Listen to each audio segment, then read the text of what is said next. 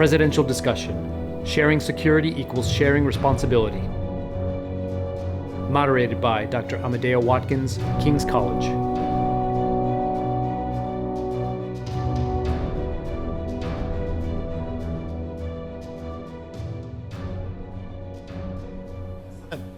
Mislim da je vrijeme da počnemo sa nekim pitanjima, zato jesmo ovdje. Ja ću onako u najboljoj britanskoj tradiciji početi od dame, od gospođe Grabar-Kitarović. Ako mogu vas prvo pitanje postaviti. Mislim da imamo malo problema s ovime. Vi ste nedavno, prije nekih 5-6 mjeseci, kada ste bili u Americi na Univerzitetu Columbia, bilo je predavanje o leadershipu u svijetu i tako dalje, i vi ste rekli da niste nešto zadovoljni time kako Republika Hrvatska nastupa regionalno, kakva je njena regionalna politika. Isto tako rekli ste da veličina same države nije tako važna, da države možda moraju se gledati u nekom drugom svjetlu. Ono što bi ja htio pitati, možda kao prvo pitanje, da li vi na neki način razvijete neku novu politiku Republike Hrvatske, konkretno kad se tiče pitanje leadershipa, jer to je povezano sa glavnom temom ovog panela. Glavna tema panela je podjela odgovornosti, a da bi podijelili odgovornosti morate imati neku vrstu leadershipa i odgovornosti u svemu tome. Izvolite. Hvala vam lijepa, prije svega srdačan pozdrav svima, dobro jutro. Posebno pozdravljam našeg domaćina, predsjednika Bujanovića, naravno i kolegu Pahora. Iznimno mi je drago biti na Globceku opet sada po drugi puta kao predsjednica Republike Hrvatske. Zahvaljujem vam na ljubaznosti na početku, ali moram reći isto što sam rekla i austrijskom kolegi u Minhenu, u politici nema dame i gospode. Ima samo nas državnika koji naravno se odlikujemo svojim osobnim kvalitetama i preseansom. Ali evo, nemojte ništa shvatiti osobno, da odgovorim sad na vaše pitanje. Prije svega htjela bih čestitati Crnoj Gori na ovom uspjehu, da ste dobili pozivnicu za članstvo u NATO-u. Znate da se zato zalažem i snažno radim na tome godinama i doista se veselim s vama i nadam se i vjerujem da će i potpisivanje protokola o pristupanju, a i ratifikacije ići brzo i da će Crna Gora uskoro biti punopravnom članicom NATO saveza, a nadam se u bližoj budućnosti isto tako i Europske unije. U odgovoru na vaše pitanje moram reći nešto što bih s ovog mjesta dala i kao savjet Crnoj Gori. Razmišljati već u ovoj fazi prije pristupanja o postpristupnoj strategiji. Znači o tome kako ćete se profilirati kao država nakon ulaska u članstvo NATO-a i Europske unije, što su to vaši ciljevi, što želite postići i kako se želite profilirati. Ono što uvijek ponavljam jest da nema male države. Svaka država, svaka od nas je velik onoliko koliko se sami učinimo.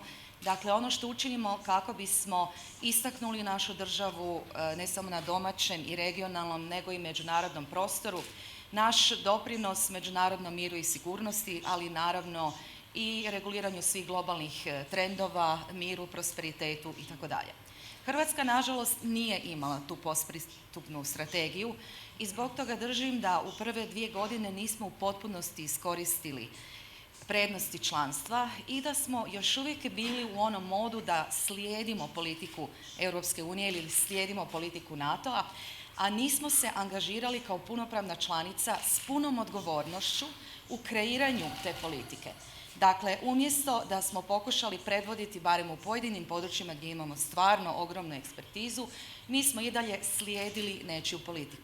A politika NATO-a ili politika Europske unije to je zajednička politika koja se oblikuje, u čemu sudjeluju apsolutno sve države članice. Posebno je to izraženo u NATO-u gdje vi zadržavate u potpunosti suverenitet, dakle nema njegovog dijeljenja i gdje suvereno donosite odluke zajedno s drugim državama. Ono što želim za Hrvatsku je da bude ambicioznija prije svega, puno više samouvjerena, asertivnija na toj međunarodnoj sceni i da koristimo i one komparativne prednosti koje nisu bitne samo za Hrvatsku samu, već i za cijeli NATO savez i Europsku uniju, zato što naše iskustvo, posebno kad je riječ o miru i sigurnosti, jest neizmjerno dragocjeno za probleme koje vidimo u međunarodnoj zajednici. Činjenica da je Hrvatska bila u ratu, da je zaokružila to razdoblje svoje povijesti mirnom reintegracijom koja doista može biti primjerom bilo gdje u svijetu, da smo tu stekli jako puno iskustva u izgradnji mira, sigurnosti i pomirbi, može se iskoristiti i drugdje, primjerice na istoku Europe u odnosima između Ukrajine i Rusije, ali i u drugim područjima svijeta. Hrvatska naravno pridonosi mnogim misijama, uključujući sada i misiji odlučna potpora, odnosno resolute support, i nastavit ćemo raditi dalje u okviru NATO-a, ali i Europske unije, kako bismo poveli ka konkretnim rješenjima za mnoga pitanja. Sad bih mogla govoriti doista 2 sata, ali naravno neću uzurpirati vrijeme, dopustit ću možda da imate koje potpitanje, ali ponavljam još jednom, počnite razmišljati sada što je to što će biti konkretan crnogorski prinos, po čemu će Crna Gora biti prepoznatljiva, cijenjena i u konačnici pitana da pruži odgovore kad se bude raspravljalo za tim istim okruglim stolom u NATO-u, a naravno kasnije i u Europskoj uniji. Hvala puno na odgovoru, na neki način ste mi ukrali moje jedno od pitanja koje je bilo. Sljedeće pitanje bih htio postaviti, gospodine Pahor, ako mogu vama. Vi ste također, pošto pripremajući se za ovaj panel, malo sam čitao vaše izjave i tako dalje, i rekli ste nedavno da situacija u regiji i u svijetu nije baš tako stabilna, da bi mogla biti bolja. Mislim da ste konkretno pričali o Ukrajini u to vrijeme. Rekli ste također da mir nije besplatan, da trebamo svi raditi za njega. Tako ste rekli. I s obzirom na to, s obzirom na temu ovog panela, a tema panela jeste podjela odgovornosti, da li smatrate da bi države članice NATO-a u ovom regionu mogle bolje raditi zajedno, jer bi sa boljim i čvršćim radom mnogo više doprinijele globalnoj stabilnosti nego ovako kako je možda sada, naročito kada znamo da u pojedinim istim tim državama članicama izdaci za obranu nisu na nivou na koji možda NATO i u nekom idealnom svijetu traži, to je nekih 2%. Dakle, kako gledate na to? Da li bi situacija, pričamo o regional cooperation, da li bi situacija mogla biti bolja? Da, uvjeren sam da imamo tu odgovornost da u regiji radimo više zajedno. Zbog toga je i ta inicijativa Slovenije i Hrvatske, Brdo Brijuni, koja je zapravo inicijativa za podršku euroatlantskih procesa u tim državama. Ja sam vrlo radostan da će Crna Gora uskoro dobiti poziv za punopravno članstvo u NATO-u. Mislim da je od velike važnosti kako će biti proces ratifikacije te odluke poslije toga. Koliko znam od vlade i parlamenta, mi ćemo to uraditi u 6. mjesecu i pozvat ćemo Filipa da kao prijatelj dođe u Sloveniju, da bude prisutan za vrijeme ratifikacije. Mislim da je od velike važnosti da bi svih 28 zemalja što brže uradilo taj proces ratifikacije, jer, to je odgovor na vaše pitanje, mislim da se bezbednosna situacija mijenja, mislim da se pogoršava. Ja sam imao prije neki dan govor u slovenskom parlamentu o spremnosti slovenačke vojske, a o bezbednostnoj situaciji u regionu, u Europi i u svijetu. Što možemo vidjeti poslije 25 godina po velikim promjenama u Europi, po padu Berlinskog zida, po onda proširenju EU i NATO-a 2004. i prije toga 1997. Sada vidimo da ima u okolini Europske unije i država članica NATO-a. Vi imate sigurnosne probleme od Ukrajine pa dole do Bliskog istoka, pa onda Sjeverna Afrika, i trebamo sve učiniti da ne bi došlo i do sigurnosnih problema na Zapadnom Balkanu. Do sada do toga nije došlo i trebamo svim možnim inicijativama i regionalnom kooperacijom učiniti da do toga ne bi došlo. To da do toga nije došlo, mislim da nije samo neka inercija, nego i jedna prilično velika odgovornost svih lidera u tom regionu da su spriječili po neku inicijativu koja bi mogla dovesti do nekih incidenata i kroz incidente do jedne ozbiljne nesigurnosti. tu imam u vidu i taj flow migranata koji je bio. Ja mislim da migrantska kriza nije u prvoj fazi sigurnosna kriza, ona je humanitarna kriza. Ali zbog nespremnosti čitave evropske zajednice za taj problem, ona bi mogla postati bezbednostna kriza, tako da sam zadovoljan tom regionalnom saradnjom i koliko što se mene tiče, ja ću i dalje biti spreman da uradimo što god je moguće da bi u tim okolnostima kad se bezbednostna situacija zbog agresivne ruske politike, zbog terorizma međunarodnog, zbog ostalih faktora mijenja, da mi u tom regionu radimo sve što je moguće da bi zadržali mir i bezbednost. Mi apsolutno respektiramo odluku Srbije da ne aplicira za NATO, sa NATO-om ona sarađuje, ali respektiramo i odluku Crne Gore da aplicira za NATO, to podržavamo. Trebam reći odmah, neću biti onda dug, da sam prije nekoliko godina mislio i danas mislim, ali tu sam usamljen, da bi od velike bezbednosti, od velike važnosti za bezbednost bila odluka Bosne i Hercegovine da aplicira za NATO. To bi onda pravilo apsolutno drugčiju situaciju, ali znam da je tu problema i u Bosni i u NATO, ali samo da kažem moj stav, aplikacija Bosne i Hercegovine bi značila jednu novu fazu sigurnosti čitavog regiona. I znamo da je tu aplikacija Makedonije koja čeka već toliko vremena zbog unutrašnjih problema. Ako se može tu nešto napraviti, mislim da je sad vreme jer stvari idu u produbljenje sigurnosnih problema.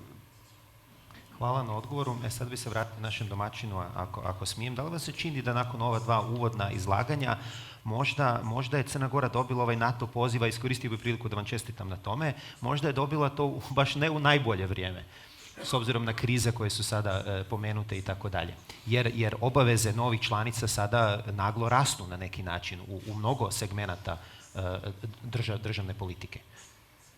Ja bih iskazano poštovanje predsjednici Hrvatske, predsjedniku Slovenije i svim učesnicima podijelio ovaj utisak da imamo sjajnu regionalnu saradnju u svim oblastima, pa i u oblasti europskih i euroatlantskih integracija. Zahvalio se Hrvatskoj i Sloveniji i za pojedinačno i zajedničko djelovanje u toj regionalnoj saradnji i podijeli utisak da smo inicijativom Brdo-Brijuni značajno ubrzali i europske i euroatlantske integracije država koje su van njih. Mislim da smo imali sjajan samit u Zagrebu u najbolje vrijeme, neposredno pred ministarski sastanak na kome uslijedio poziv Crnoj Gori za članstvo u NATO-u, da smo ga imali u vrlo respektnom sastavu i sa izuzetno uglednim gostima, potpredsjednikom Sjedinjenih Američkih Država Josephom Bidenom i predsjednikom Europskog savjeta Donaldom Tuskom i da smo imali finale tog samita ne samo sa jedinstvenim iskazom, nego i sa potpisom poziva da se Crna Gora podrži za pozivanje za članstvo u NATO. Bio je to jedan sjajan impuls, jedan dobar doprinos i jedan dobar regionalni poziv da se Crna Gora ima u ubrzanom procesu pristupanja NATO. Iskazao bi naravno zahvalnost i za ono što su Slovenija i Hrvatska učinile kao države za nas pojedinačno. Slovenija je naša kontakt država sa vrlo intenzivnim aktivnostima prema Crnoj Gori u odnosu na NATO. U vremenu kada je Borut Pahor bio premijer Slovenije, počela je vrlo snažna ekspertska saradnja Slovenije sa Crnom Gorom u NATO integracijama. Mi smo imali predstavnike Slovenije u našem ministarstvu odbrane kao prijatelje koji će pomagati proces i kao prijatelje koji će svjedočiti šta smo radili i nemjerljivo smo zahvalni za to i vrlo me raduje da će Crna Gora postati punopravna članica NATO u vrijeme takve pozicije Slovenije, jer to doživljavam i kao uspjeh Slovenije i Hrvatske i kompletnog regiona. Zahvalio bi se jednako i Hrvatskoj koja je vrlo aktivno, vrlo intenzivno i u mnogim oblastima euroatlantskih integracija pomogla Crnoj Gori. Mi smo imali naročito kvalitetnu saradnju u mirovnim misijama i Hrvatska je pružila ogromnu podršku Crnoj Gori da bude uspješan akter mirovnih misija. Odlasci u Afganistan bili su iz Hrvatske i naše djelovanje u Afganistanu bilo je zajedno sa Hrvatskom. Sjećam se da sam bio u toj vojnoj bazi Polije Kombra gdje smo bili sa hrvatskom vojskom i gdje smo sjajno sarađivali i pokazali u stvari regionalno da treba da djelujemo i da kroz regionalno djelovanje pokažemo ozbiljnost i potrebu stabilnosti samog regiona. Da li je ovo dobar ili moment koji ima svoju posebnu osjetljivost? Rekao bi jedno i drugo. Dakle, ovo jeste osjetljiv period, ovo je period sa brojnim globalnim izazovima, ali ovo je period u kome politika proširenja pokazuje da na te globalne izazove odgovara na ozbiljan i odgovoran način. I zato mislim da je jako važno da Crna Gora postane punopravnim članom NATO-a što prije, da se pokaže da se prihvataju, poštuju i valorizuju reforme u oblasti odbrane i cjelokupnog društva i da se prosto politički, demokratski i bezbjednosno isplati raditi na reformama da bi se dobilo članstvo u NATO-u.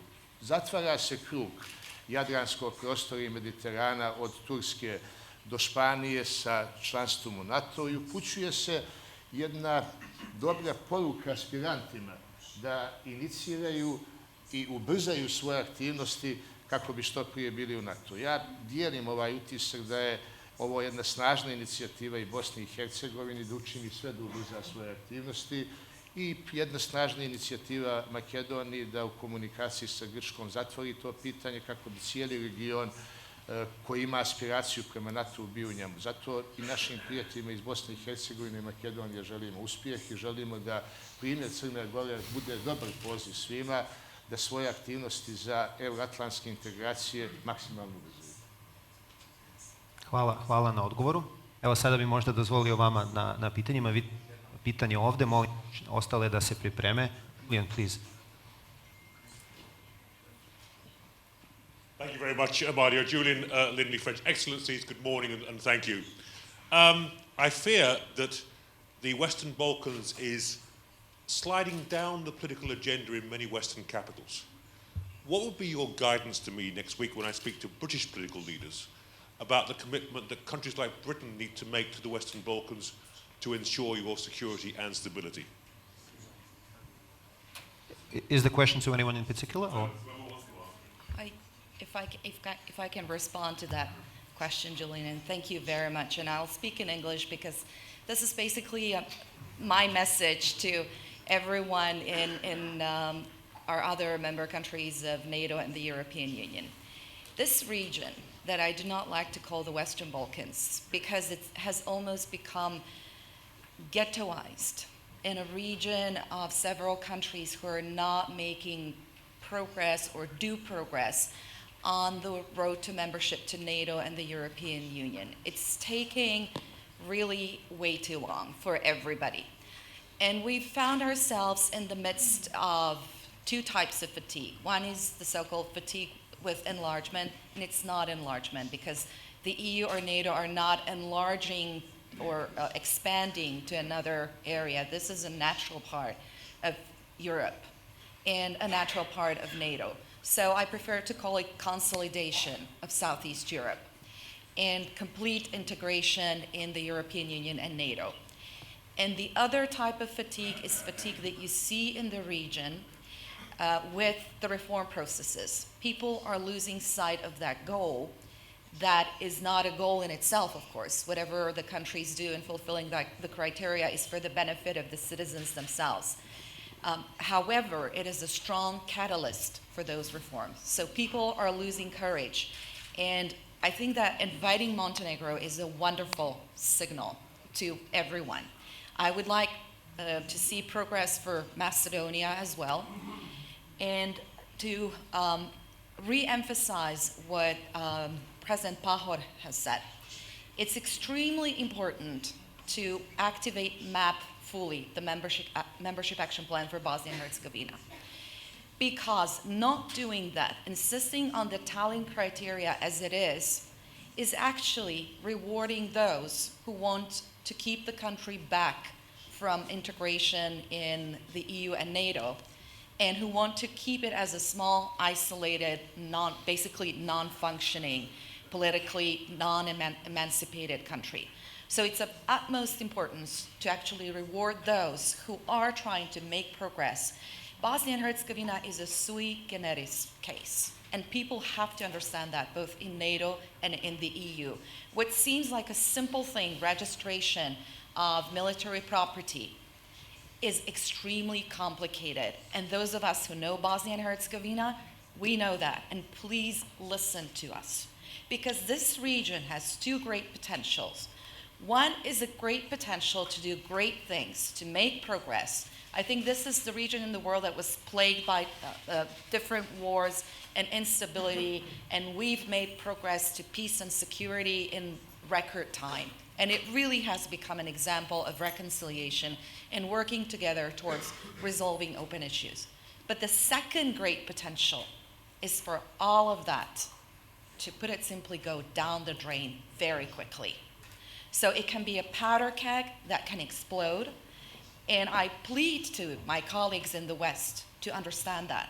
And now complicated and compounded with the threat of terrorism, ISIL, the returning fighters to our region, with the migration waves that are bringing in not just occasional problems of terrorist intrusion, but also one of the basic existential threats to the European Union, and that is the erosion of values, especially of solidarity.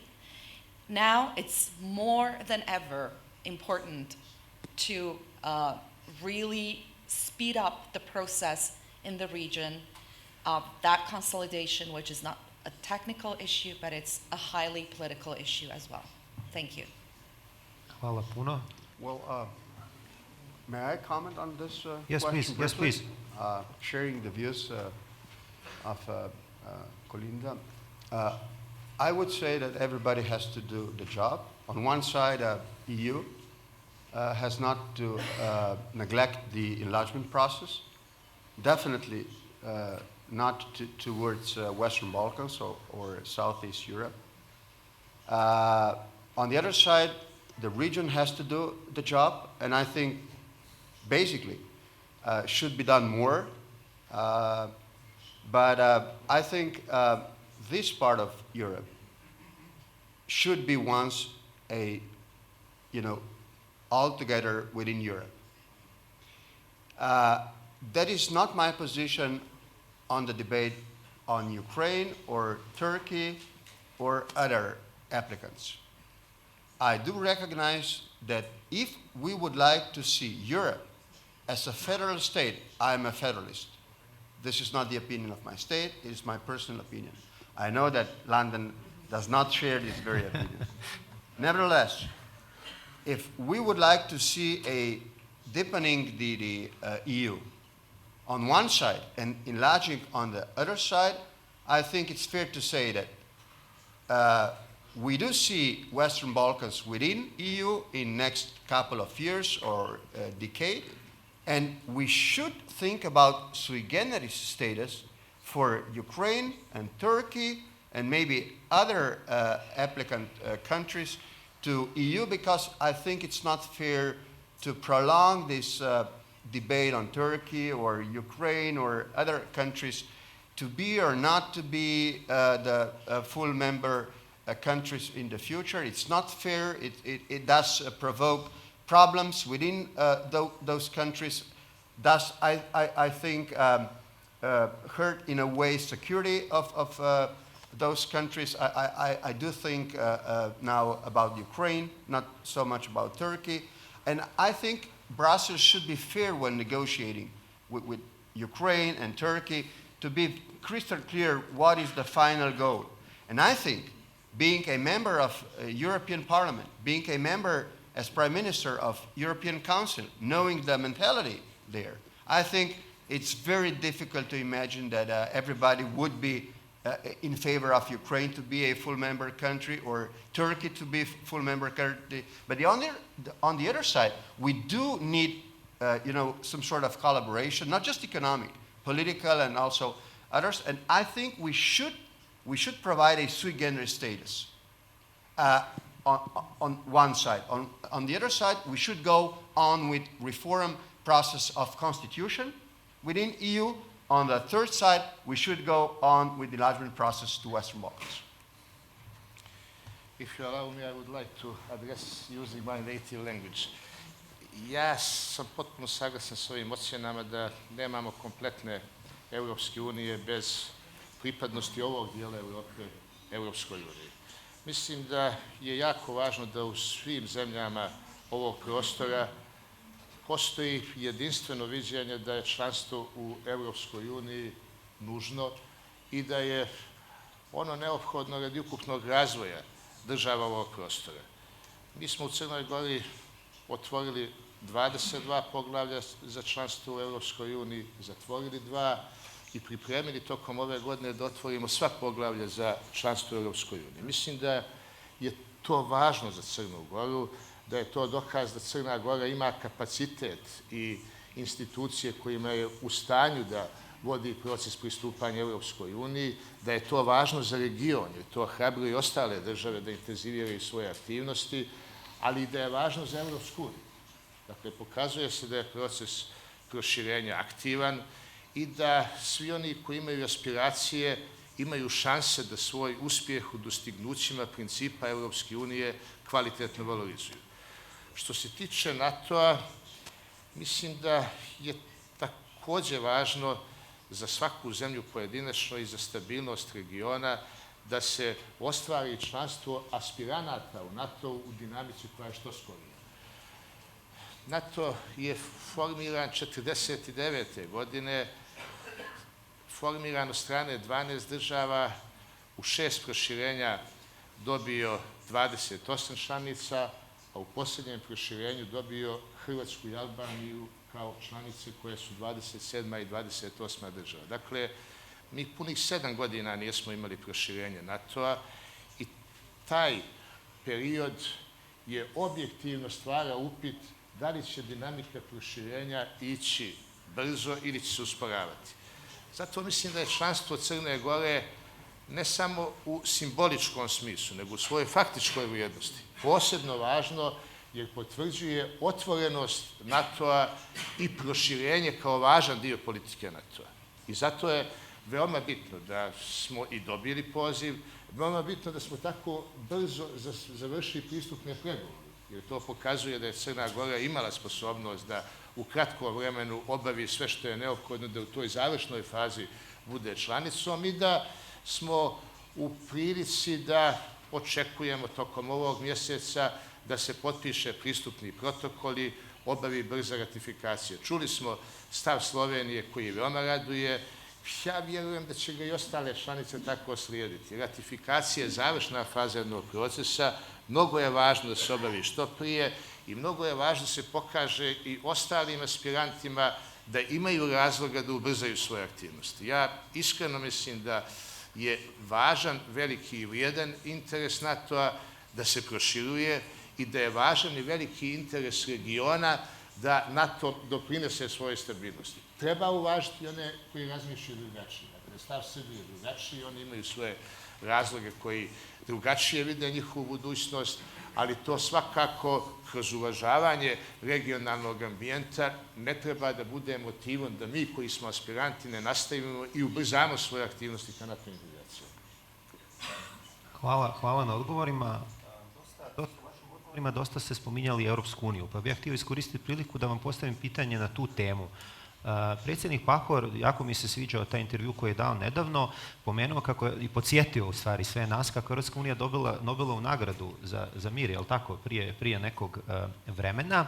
I sad moje pitanje bi bilo, da li mislite da bi i danas Europska unija isto dobila tu nagradu, s obzirom, evo gledam ove slike iza svih nas ovdje, na migrantsku krizu i na nekako, možda i ne najbolju sprovedenu politiku konkretno na tu temu, gdje s jedne strane tema ovog panela nam govori da radimo zajedno, da budemo zajedno odgovorni, a s druge strane imate interese svake države da brani svoje nekako teritorije ili politike kako god želite. I tu nekako vidim neki raskol.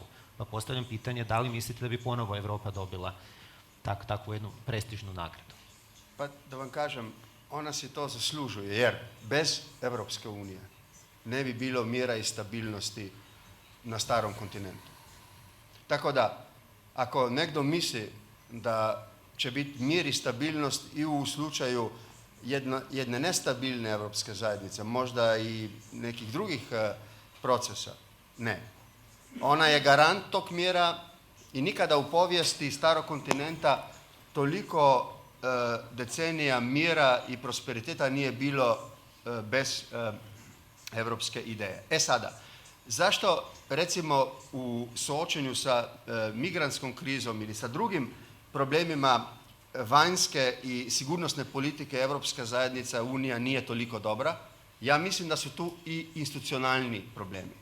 Ja mislim da bez jednog refreshmenta institucija, njihovih nadležnosti, dakle, bez novog ustava Evropske unije, ja mislim da ustava, recimo, Sjedinjenih država Evrope, ja mislim da Evropa ne može imati vanjsku i sigurnosnu politiku za 21. stoljeće. Treba to, znam da ne može ići za noć ili za godinu, ali treba raditi u tom smjeru. Predsjednice, da li možda vi želite ili gospodin? Ja se saglašavam sa stavom predsjednika Slovenije. Mislim da ga Borut u kontinuitetu vrlo jasno i vrlo detaljno saopštava i vrlo sam saglasan sa njegovim uvjerenjem da Evropska unija ima svoju punu vrijednost, da je ostvarila svoju misiju i da je tako ostvarena misija uput i garancija da ona treba da nastavi. Kako će se unutar organizovati i kako će u konkretnim problemima djelovati, to je stvar unutrašnje koordinacije Evropske unije. Ali mislim da je ona nezamjenjiv faktor stabilnosti, mira i razvoja i ubijeđen sam da je ona za ove prostore garancija da ćemo obezbijediti punu stabilnost, da ćemo osigurati dobar ekonomski razvoj i da ćemo imati snažniju političku poziciju.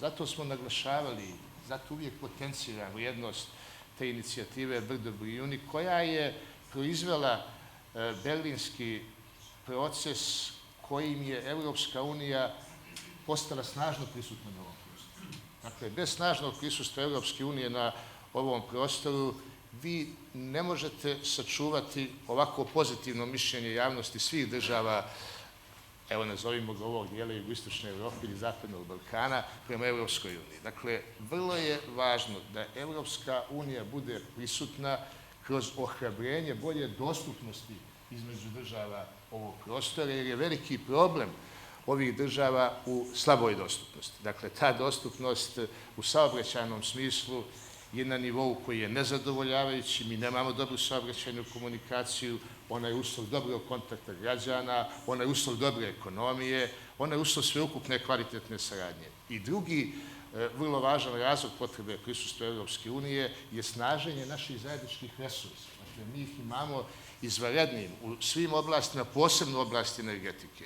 I mislim da je dobro Evropska unija fokusirala da u tim oblastima treba da da prioritet saradnje i da omogući kroz ono što je podrška Evropske unije u državnim i evropskim fondovima, reći ću otvoreno, da kompanije Evropske unije budu ovdje. Dakle, da one realizuju te projekte kojima će Evropska unija biti u državama Zapadnog Balkana i da omogući da dinamika izgradnje i korišćenje tih objekata, prije svega energetske infrastrukture, se ostvari na najbolji mogući način. Mene vrlo raduje da nam slijedi nakon Bečkog Parijski samit na kome će se razgovarati o ovim projektima i mislim da je važno da se oni sasvim konkretizuju i da idu jednim dobrim pravcem koji će pokazati da Evropska unija razumije potrebe ovog regiona i svake države pojedinačno. Mi smo dobili za dva vrijedna projekta.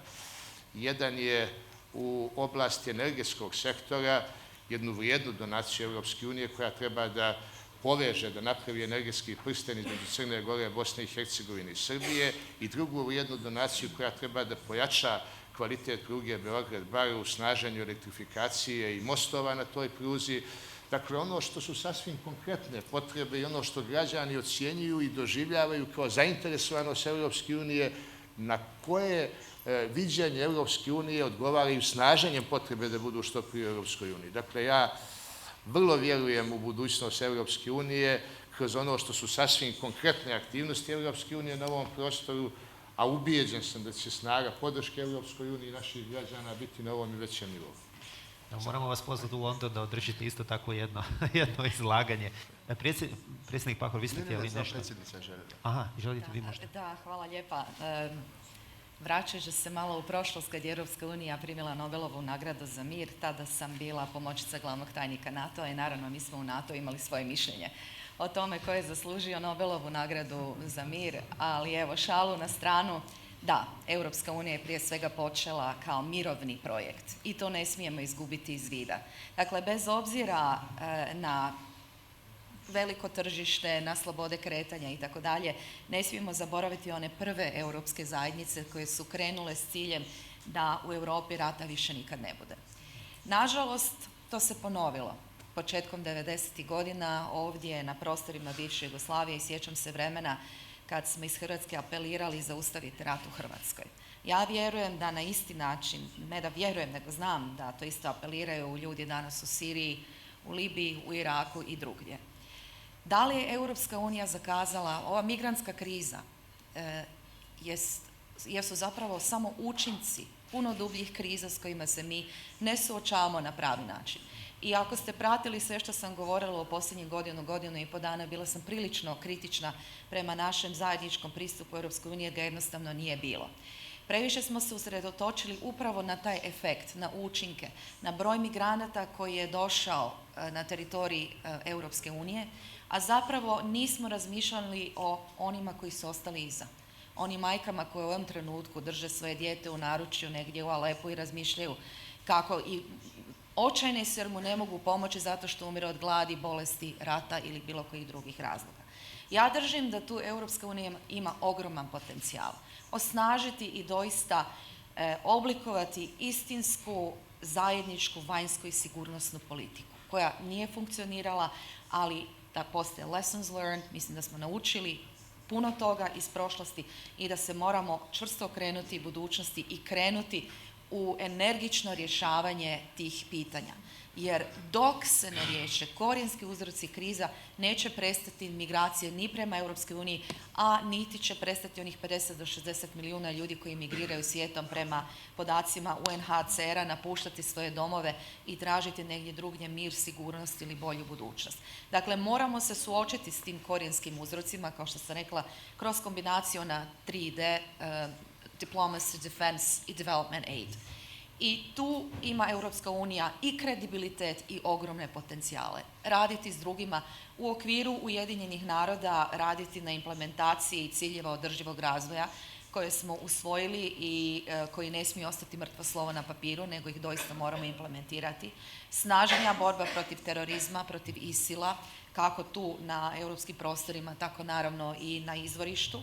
I snažna potpora razvoju koja mora imati svoje dimenzije ne samo gospodarskog razvoja, nego obrazovanja, uklanjanja nejednakosti, obrazovanja ne samo akademskoga, nego o toleranciji itd.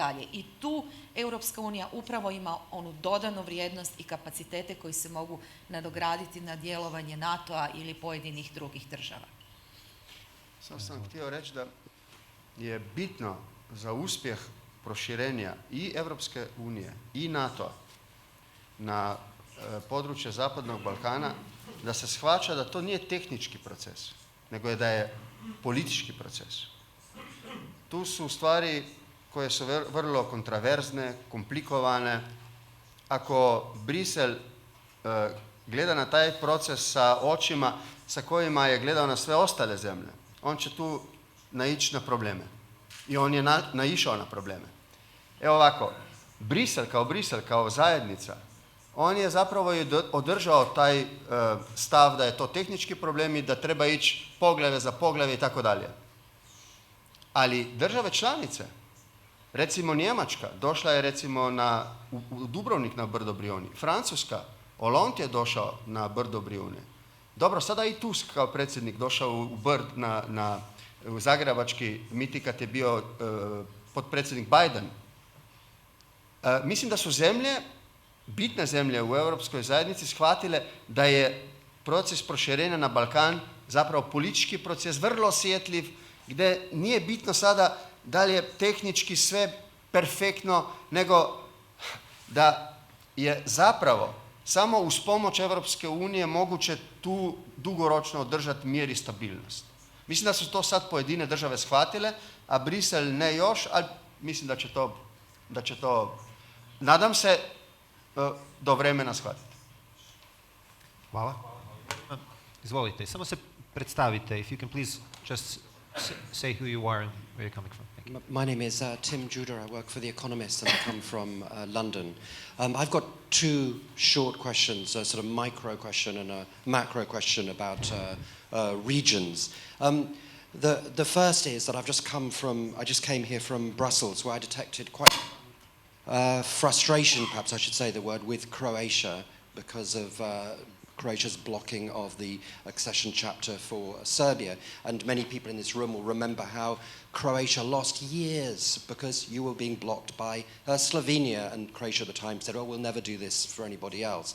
So I'm wondering whether we're going to see kind of years of Serbia being blocked now, as you were blocked in the past. That's the first question, a sort of micro question.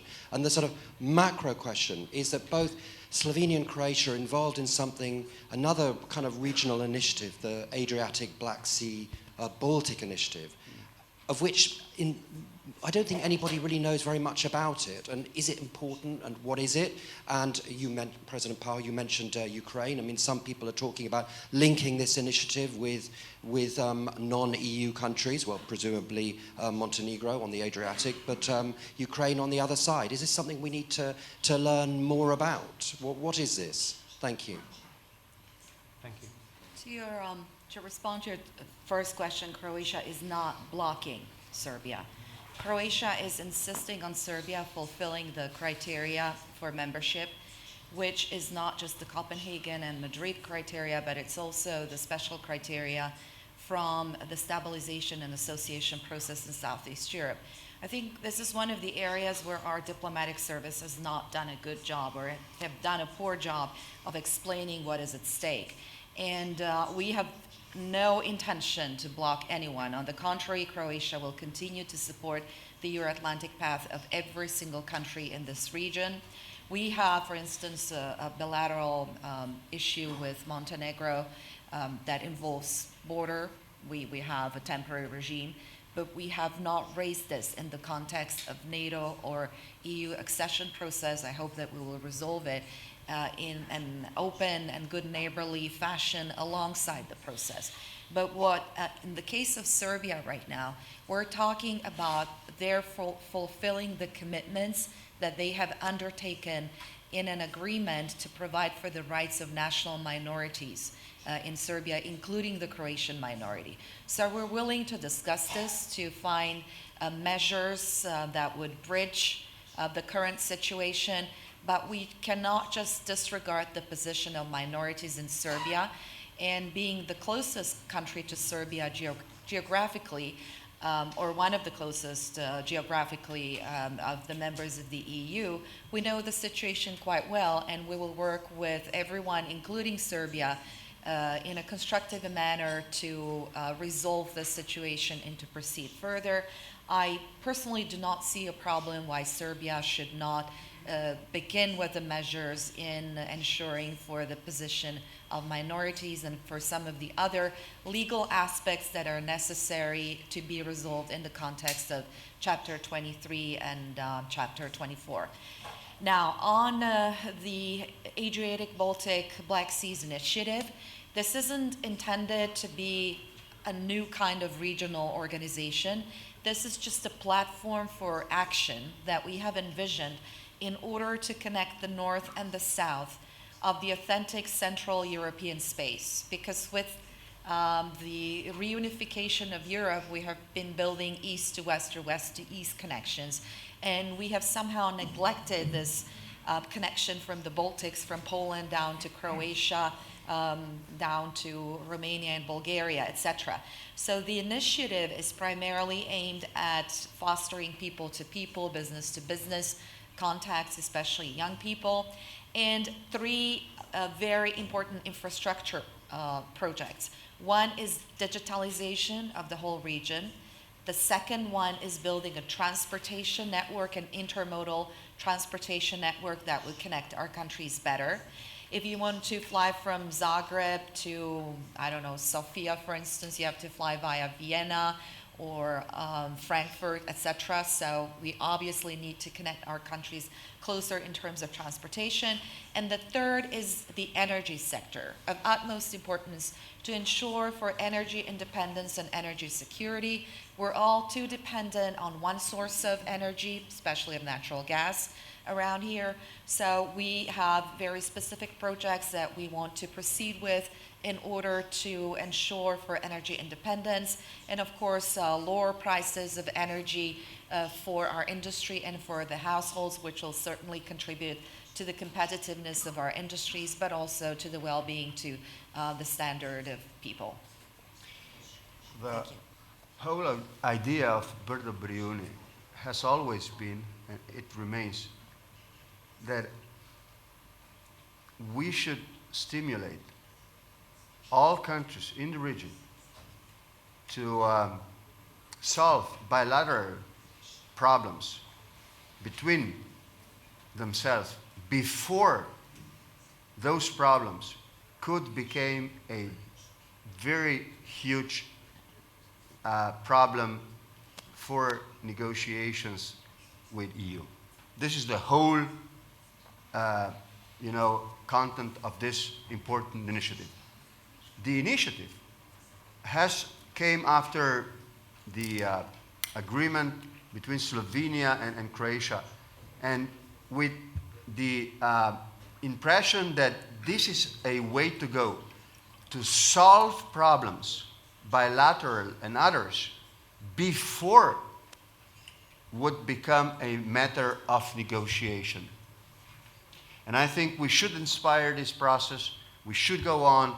I think there will be a number of problems, but nevertheless, we should be responsible politicians and we should inspire reconciliation. I think this is of the most important thing at the moment. Reconciliation, dialogue, to inspire the border issues to be solved before that could become a issue or topic of negotiation. I think we have a huge responsibility. We are doing the right thing. We should maybe do it a little bit faster, but at the moment I think we should be quite exciting. There is a meeting in Sarajevo ahead of us at the end of this month. We will debate the future of Bosnia, and once again I think we will say that without a support of EU, without a political support, not technical support, political support, I think there is no real future for Bosnia as far as I can see, and I think we all will support this, and I think this remains an important issue. Evo samo ako dozvolite da i ja podijelim ovakvo mišljenje i da dam šansu svima da se saglase da imamo jedinstveno viđenje potrebe snažnijeg uključenja Europske unije u ovaj region i da imamo upravo viđenje po ovoj formuli, da Europska unija mora da bude što više prisutna, ne doživljavajući ovaj proces tehničkim nego suštinskim i dajući mogućnost da se kroz europske integracije unutar svake države i u regionalnoj saradnji, pa i u rješavanju otvorenih pitanja, sve ono što interes regiona brže završi. Također vidite da se mi time ne odričemo, ne oslobađamo, ne umanjujemo obaveze svoje dobre unutrašnje komunikacije za rješavanje otvorenih pitanja. Vi ste vidjeli da je Crna Gora sa Bosnom i Hercegovinom zaključila ugovor o granici bez ikakvog međunarodnog posredništva. Vi znate da je na ovim prostorima pitanje granica najosjetljivije, da je bilo uzrokom svih nesporazuma i onoga što je slijedilo nesporazumima i da upućujemo poruku da smo u stanju da sami ta pitanja rješavamo i da prosto očekujemo podršku i pomoć onda kada to bude trebalo. Zaključili smo ugovor o Kosovu, o granici i pokazali, ja mislim, ukupnoj međunarodnoj zajednici ovo što je Kolinda sjajno konstatovala i dala kao novu potrebu našeg odnosa, da smo u prilici da riješimo jedno pitanje koje nije opterećujuće za Hrvatsku i Crnu Goru i koje ničim ne usporava našu izuzetno sadržajnu i kvalitetnu saradnju kroz jedno privremeno rješenje koje već 14 godina funkcioniše bez ikakvog incidenta između dvije države i koje nas poziva i raduje me da smo čuli ovih dana taj predlog iz Hrvatske, da nastavimo napor da kao dobri susjedi i prijatelji svojom komunikacijom to pitanje riješimo i pokažemo da smo u stanju da ponudimo rješenje bez posredništva. Također, ukoliko do toga ne dođe, da smo u posredništvu u prilici da idemo zajedno ka tom međunarodnom posredništvu, pokazujući da su ovi prostori zamijenili poruku nesporazuma porukom sporazuma. I mislim da je u tom smislu unutrašnje djelovanje ono što je obaveza svake države pojedinačno, obaveza regiona da podrži Hrvatske i Slovenije kao država koje su u Europskoj uniji i NATO da pomognu, a ovih inicijativa koje vodimo kroz ove procese da im daju snažnu podršku. Just to add a piece of practical information to your question on whether Croatia is blocking Serbia, which I said is not. Croatia could not open Chapter 23 until the issue of the artillery logs was resolved, and that is an issue of cooperation with the International Court for the former Yugoslavia in The Hague. So Serbia also needs to fulfill the same condition of full cooperation with the court in The Hague. And these are the issues that we will be insisting upon, that the same criteria is respected and fulfilled by everyone in order to be able to make progress. Because these are issues that Serbia, in my opinion, can resolve easily. This isn't a border issue that will take time to negotiate and to arrive to a solution. And back in 2011, as a matter of fact, Croatia has passed a declaration in the parliament that we will not be blocking any of our neighbors on their path to the European Union. But again, we will be insisting on fulfilling the criteria that is same for everyone. Hvala na odgovorima. Imamo jako malo vremena, tako da imam još 2 pitanja, nažalost, ne više. Molim vas, predstavite se i samo kratko pitanje, ako može. Dobar dan svima, vaše ekscelencije. Ja sam Dejan Miletić, profesor iz Beograda, vodim Centar za proučavanje globalizacije i ovom prilikom ću se obratiti na našem jeziku. Hvala vam na vrlo otvorenom i sadržajnom nastupu. Mislim da je ovo bilo veoma važno za sve. U isto vreme želim gospodinu Timu Đudi da zahvalim na pitanju koje je takođe vrlo bitno za razumevanje naše situacije i zahvaljujem predsjednici Hrvatske na dodatnom objašnjenju, ali dozvolit ćete mi da i dalje izrazim svoje mišljenje kao politički analitičar da je Hrvatska posljednja zemlja koja je to trebala da uradi po cenu i da je ne znam šta u pitanju, jer je poruka vrlo negativna u odnosu na budućnost srpskih evroatlantskih integracija. Ali ono što je mene nagnalo, postaklo da se obratim danas, je često pominjanje Bosne i Hercegovine. Znate, da li neko ima u vidu da je drugi entitet, odnosno jedan od entiteta, srpski?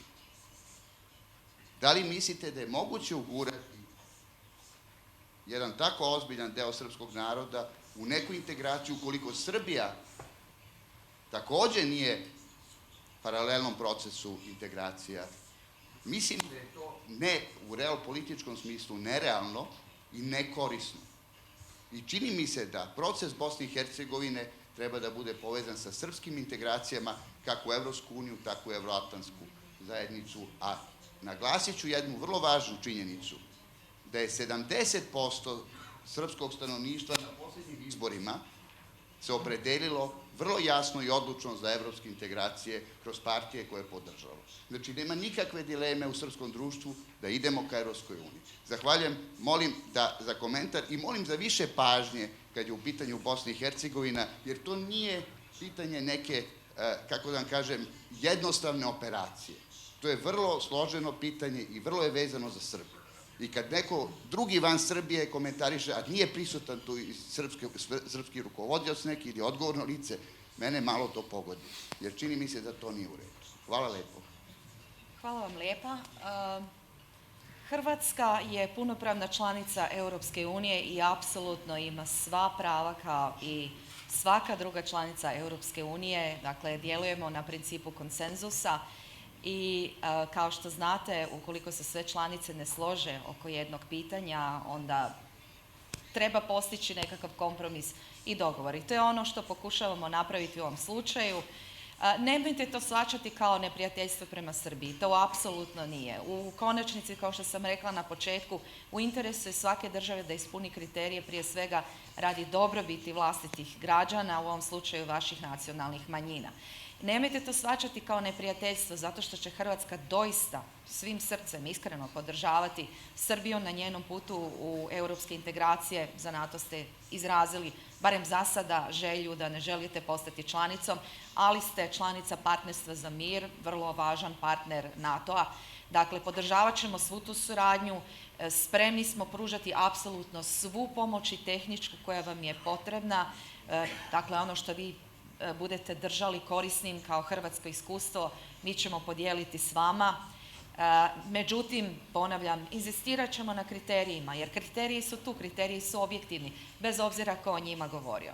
Drugo, kad je riječ o Bosni i Hercegovini i volji srpskog naroda, srpski narod je jedan od 3 konstitutivna jednakopravna naroda u Bosni i Hercegovini i nadam se da će ta država u konačnici se i na taj način nadograđivati politički, da to tako bude na cijelom teritoriju Bosne i Hercegovine. Međutim, kad je riječ o budućnosti Bosne i Hercegovine i o njenom uključenju u članstvo Europske unije ili NATO-a, to je isključivo odluka građana, državljana Bosne i Hercegovine. Dakle, i Srba, i Hrvata, i Bošnjaka, i svih ostalih koji žive na tom prostoru.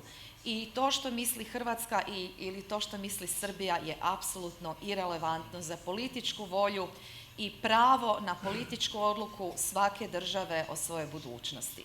Dakle, o tome treba nastaviti razgovarati isključivo s državljanima Bosne i Hercegovine, koja je njihova volja, koja je njihova želja, a naravno s druge strane i NATO-a kao saveza i Europske unije, jer je odluka o pristupanju u konačnici zajednička.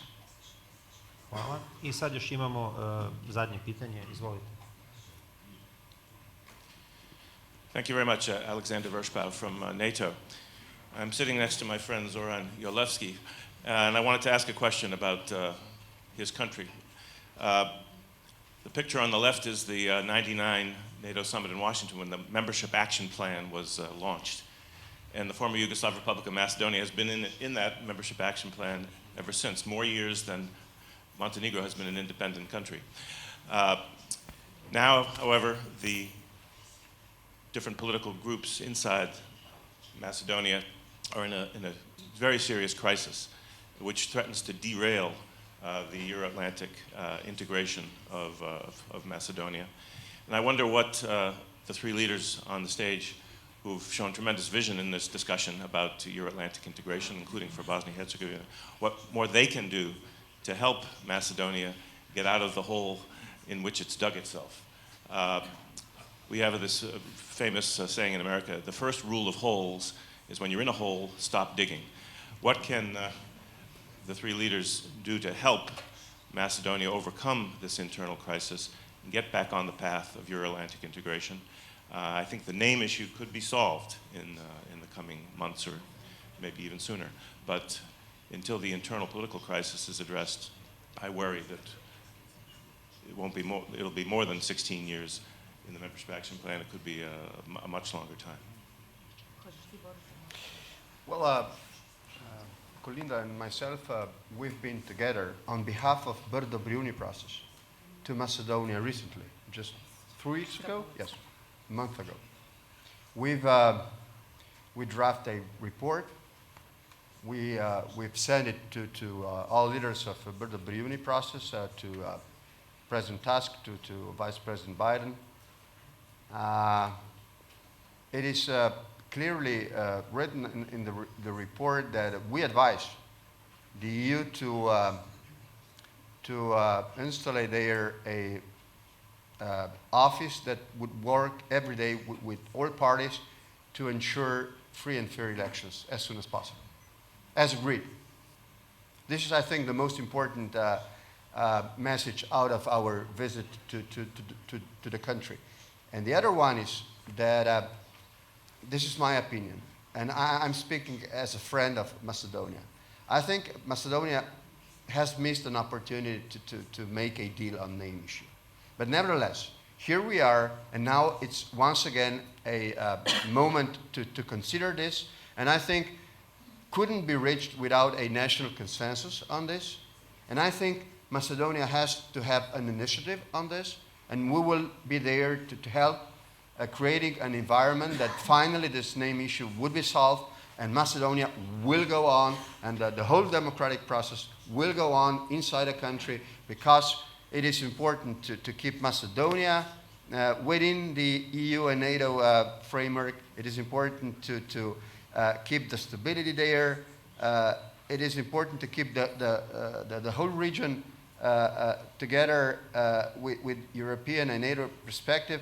And I think now it's a moment on the side of NATO, EU, but also on the side of Macedonia to do the job, as I answered to the very first question.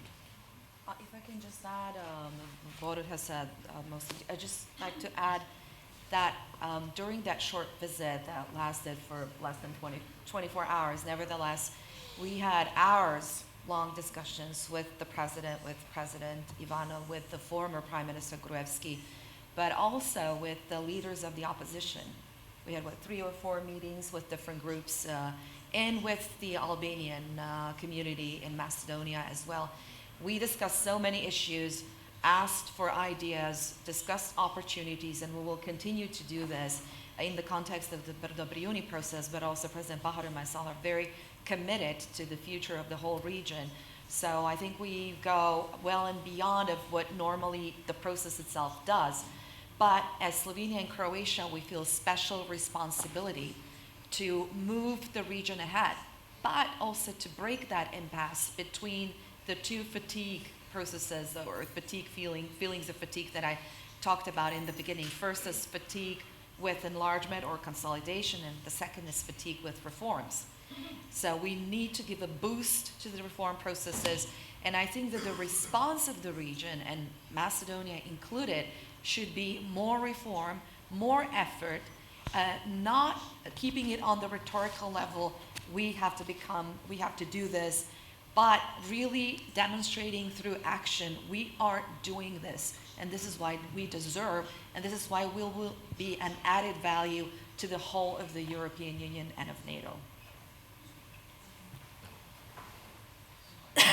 Ništa, to bi bilo to. Oprostite, ako ja mogu samo nešto dodati kao poruka Crnoj Gori ponovno, jer spominje se pitanje javnog mnijenja.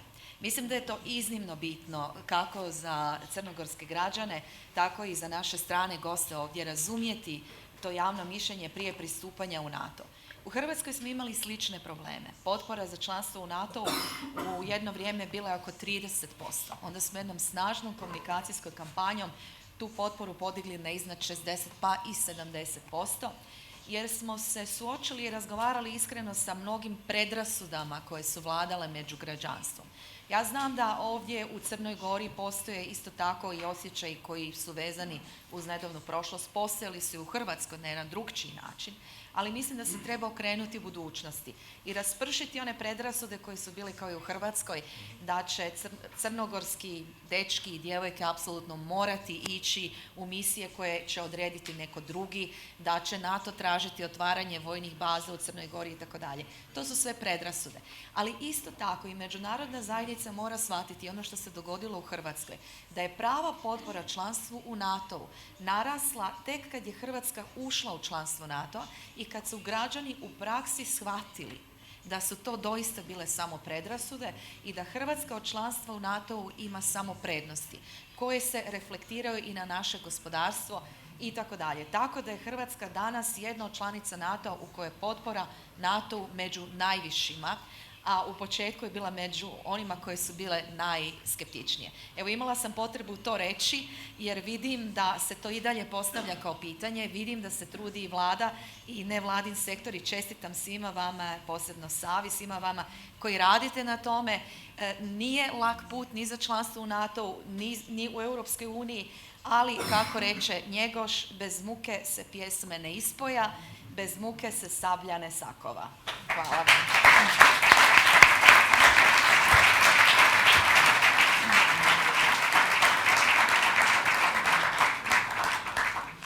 Hvala, ja mislim da je to najbolji nekako kraj ili završetak ovom panelu. Hvala sva tri predsjednika na vrlo ovako zanimljivom izlaganju i odgovorima na pitanje. Hvala svima vama. Ono što bi ja odnio, ako mogu podijeliti s vama, to su riječi predsjednice Republike Hrvatske, znači da trebamo biti ambiciozniji i energičniji na temu regionalne suradnje i nekog zajedničkog djelovanja. Hvala svima. Hvala. Hvala puno.